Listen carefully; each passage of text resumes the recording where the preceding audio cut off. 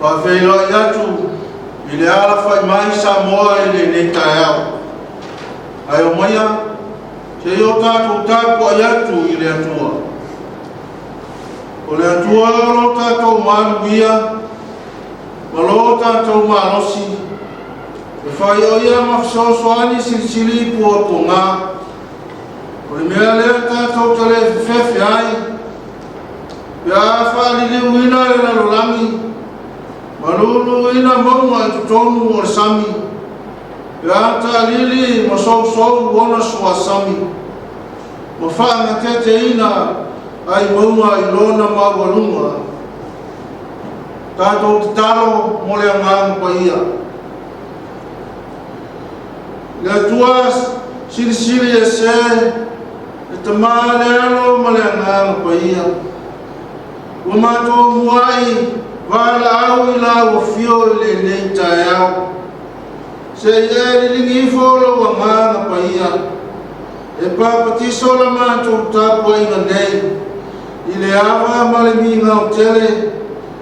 E au ina mai ai no wa nganga pa ia. E tau tolo ina no mātou vai. O mātou wofo ina atu ai o le nei tāpua inga i la ua fio.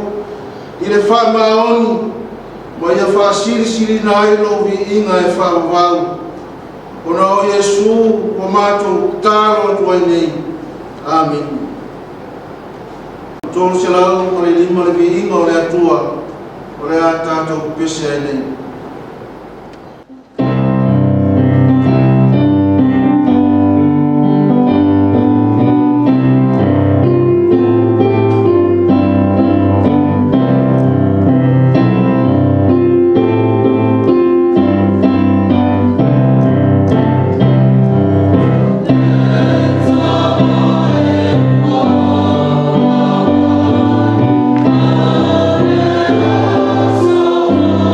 Oh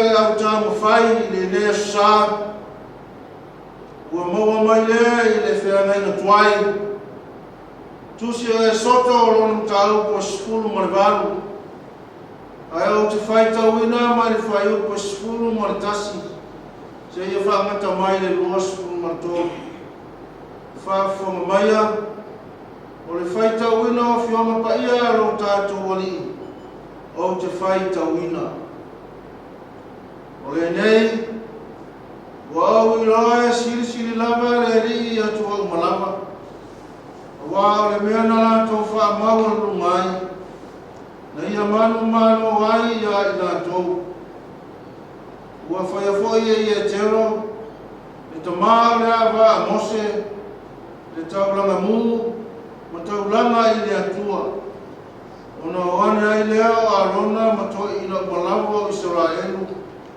lātou te ai whaatasi ma le tamau le awa a mose i luma o le atua wa foi i le tai au ona nofo lea o mose e whaamasino i le nuku ua lau tu foi le nuku i luma o mose e afua mai i le tai au ua i le afiafi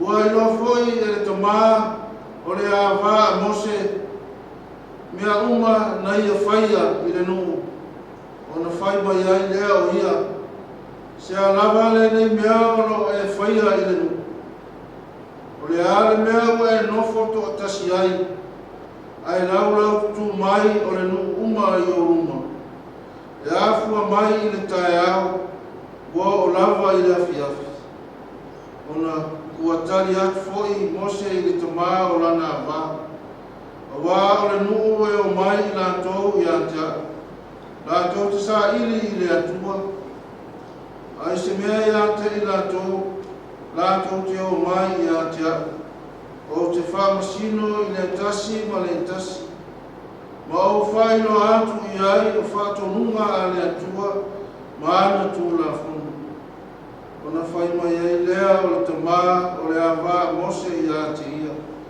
e lei le mea lo e whaia o le amatuati ngā ina oe atoa ma le neinu o lo i ate oe awa e mawhatia oe i le nei mea e te lela wā o na e whaia tō tasi o le nei ia e whalonga mai i atea o te whātonu atu i ate oe o na i ate oe lea o le atua ia whai oe matautu upu mo le nuku i luma o le atua ina ia e taurongolongo ina mea i le atua ia e whamana malama atu fo i ate i lātou i whātonunga ma tū la fonu ma whaino atu ia i lātou le ala lātou te sawa vali ai ma mea e whai lātou te whaia ia e whiwhi foi ai le nuku atoa ni tangata o lotu tele o e mātatau i le atua o tangata whaamaoni ma e ino i le manu ma ia e tofia i lātou e pule ia i lātou e whai maari i o tai to afe maari i o tai to aselau maari i o tai to alima ngafuru maari i o tai to tino ngafuru ma ia lātou whaamasino atu i le nuku i aso umalawa o mea te tele umalawa e au mai i atu oe a o mea iti uma i a lātou whaamasino ina ona whaamama ai lea i atu oe lātou te whisoswari fo i atu oe a whai e te whaiale nā mea a whetalai mai fo i le atua i atu oe whapena ona e la vātu maulea o le neinu fo'i lātou te mou atu le mea lātou te nonofu ai ma le manuia ia whaamanuia mai e le atua le whaitauina o lana whionga paia ia whaamalama e lona nganga paia i o tau whinangaro mō tātou lotu mai atu mau i ate ia le vi inga e o i le whaapawau amen o le la unga i le sofa mamalu o le atua le tamā le alo ma le nganga paia Amen. Le amawale matua o le launga i le tusi sa faita wina ma le whengai na tuai. Tusi o e soto lona mta upo sifuru mo le valu. A o le fai upo sifuru mo le valu. E wha maina e whai ma matua o le launga. O te faita wina wha pēra. O le ai matua ti ngā ina oe. A toa ma le rinuku o loo ia te oe. A wā e mawhatia oe i le nei mea. E te lera wā o na e whai atu tasi. Manatu au tū. Whaalongo i whautuanga ni lei. Whaalongo i whautuanga ni lei. O le tusi sa whaita wina. O lo ta uai le moa o se tama. O ia tero o lona i moa. O ia le osi tauranga a Midian. Ai o le tama o le awa mosi. Ua whaalongo i e tero. O le aanu mosi e taitai le nuku o le tua. O Israelu. Ina ua umaya nai ai pito. O lea na manatu ai e tero. E le mawhai o na whaito tasi e mose e lea ngā pēka. O le taitaina o se bāloa e pei o Israel. E esa fōi le tō whā ai e tero ia. E sili o na anu i toi whafoi, lo na whine lea na whai ma wā mosi.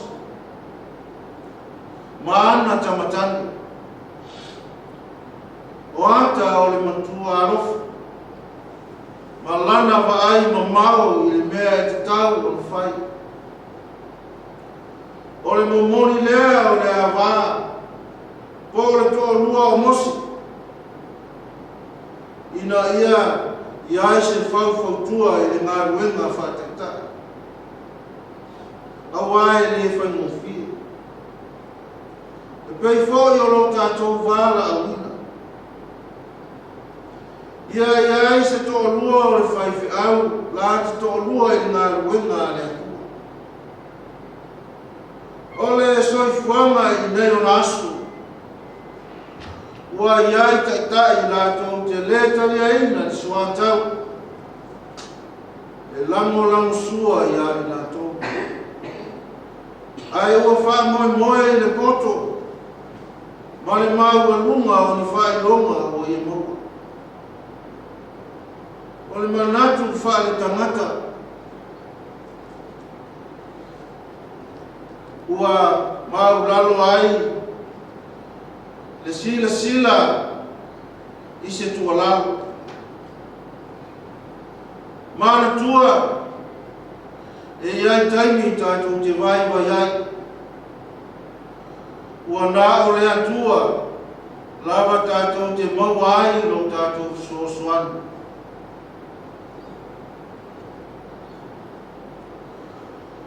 O lea le whiau o lo momori mai e le whaiu pa sifuru mo le manu. O lo whai mamatua. O le a matua ti ngā hina oi. A toa ma le nuku o lo i ati oi. A wai mawhatia oi le nei mea. E te lehera vāo na e whai atu tasi.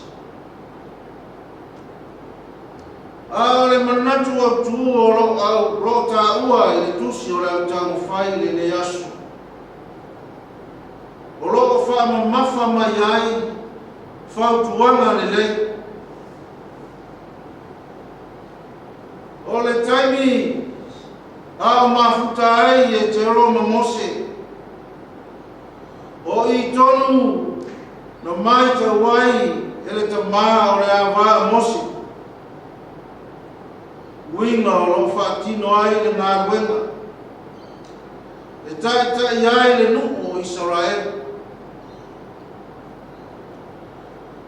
ua silafia e tero ua tau na ave sa na fautuanga ia mose e sosoani ai ia te ia awae le fai mo fie le whaatinoina o maluenga i se taitaina o se malo e pei o Israel. Ioe lo watu no ue i le nei tae au. O le tō whāna mo mori mai e le osi taulanga a Mitiana. E whautua ina ai mosi. Ia whaia e matautu upu. Mo le lu i luma o le tua. Awa le sotanga ma le vali lei ma le tua. Ma ia e fili ni tangata o loto tele. Wha maon ma matatau i le atua. La tau te tau sia ma pulea le nu. Ina ia mama ai la maweka. Ioe le whawhunga mai le nei tae au. O le whautuanga e le lei ai mano. Nuku ma e kale sia. Ai ane yasu. Ua ese whautuanga ua o tātu whaalongo ina. I lunga o penga te whailangi. Ua le mau ai se nofo le lei o aina. Nuku, maatu nuku. Ai se au. Ua se ese ma le mua o le ala. Ua le tania le tua i lo loto. Ua le ai le tua i tono o le tangata. Ai ua fia e au mai whautuanga le ana. E wha manua ni ai le uso. Mangalo ai le vani lei ma ainga. Manu e ka le sia whapea mamano. Samoai Ioe e leo whautuanga uma e le lei. Mana tua le tala ia le sapela le a vaa apu. O lana whautuanga na whaoa whaamaro si ai le tō vine e ana kota. O le ari. Na li hua apu. Ua ai le mutia e pei o se povi. Ai a le sapela. Na oti lea ma. E whapena le unga o tātou. Pe a le anga le whautua. Pei o le nei vai tau. Ua tātou mori mawina le le maua o se toa malie. O le larolangi i a wala e wha leo ai whautuanga. Ua iai le whamatau, ma le whau e whai le mea le anga e ta lepe ai ni whufuanga ua mautu.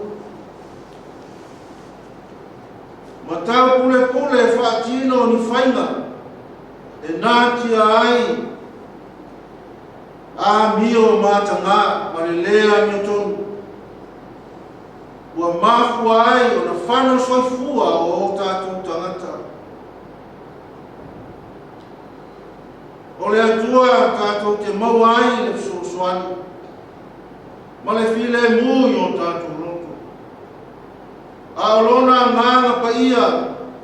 O lo tātou sosoani lea i taimi tātou te vai pa iai. O le whamanatu fo i lea o le tala le lei mō lau whaafunga mai i le nei tae au. Na pēi o na mori mau mai le tosi na whaitauina i le nei asu. O lo manino mai ai se whautuanga o le tangata ua mawaa lona whaatotua. Matari tonu i le whaamaoni o le alofa o le ari. Awa e tere le tamawa inga o le a whanau mai ai. E tausi ai ainga. Whaavai ai e kālesia. Whausi ai atu nuu o malo i lono file nu. O le ala fo i lea na whai mofia ai i a Mose. Lona tūla i mai i ona taimi. O lona talia ina o whautuanga mai le osi taulanga a Midiana.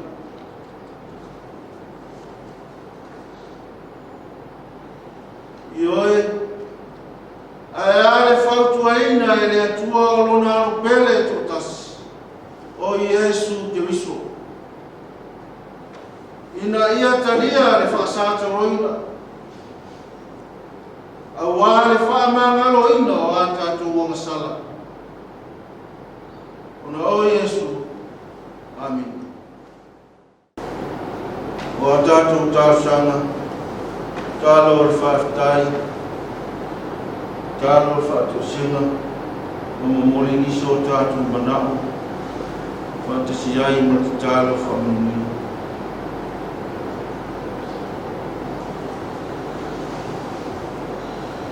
Le atua sisi e se, i te maa le alo ma le anganga paia.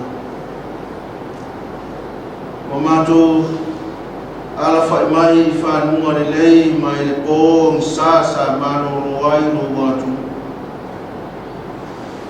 A o mātou whaafitai le nei tai au. I le siri ese o lo wanga le lei mono wanofu.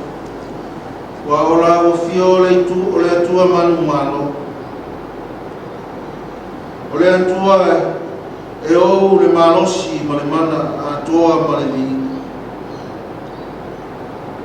Ua whasipo atu lau whanau tāpua i le nei tai au. Se i o mātou sula ina lo walofa ma lo wanga le nei. Ina wala whai mai le nei asusā. O le amatanga fo'i o le nei vai asu fau. I ona tiu te mawhaipa. Ua tuana i atu le nā vai asu. Sa whiangai ai lo atu nu. I tiu te mawhaipa i so se whiau ma so se ngaruenga ma le wala awina. Ua e tutofi tai totasi ai o mātou tangata. Mātou whaatai fo te mai. Wa sa au whare lau whanau. Ia o aonga whapea fo i toi fo mai. Mātou te vi ia i la o fio no lo wanga ni lei. Malo wa lofa tausi pēa mo i mātou. Wa maru ti ai te soi fua ma le ola o tangata. Mātou whaatai le ia. Awa e le asa ma ni whaarawe lave. O ni whaamai. Ai maise o whaarawe lave. E tutuku pēa i tutono a inga. No mātunu. E whano ai no mātou ola. Ai o mātou whaatai. Ua mālo pore alofa i la fio i la tausinga. Ua maruti ai i mātou.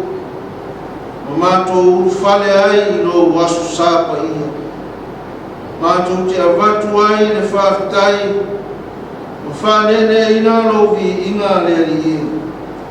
Awa o e siri lava. Lo mamalu malo pa ia. Whaafitai. Le tamaa inga o lo walofas paswa mai i lo watunu. I so se ala lo e whaamanuia ai.